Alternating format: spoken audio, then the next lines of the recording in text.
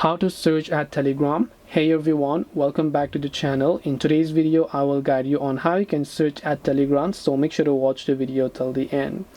If you want to search at Telegram, all you have to do is go ahead and then first of all make sure to open the Telegram application here, and once you launch the Telegram application, what is it that you want to search?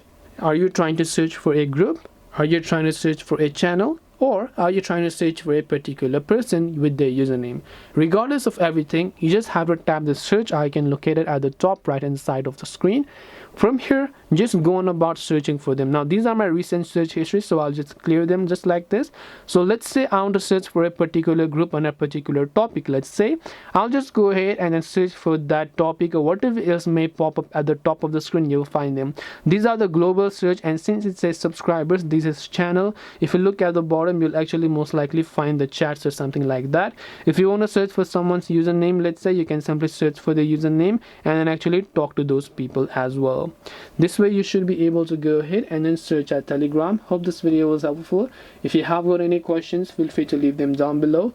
Thank you for watching and see you in the next video.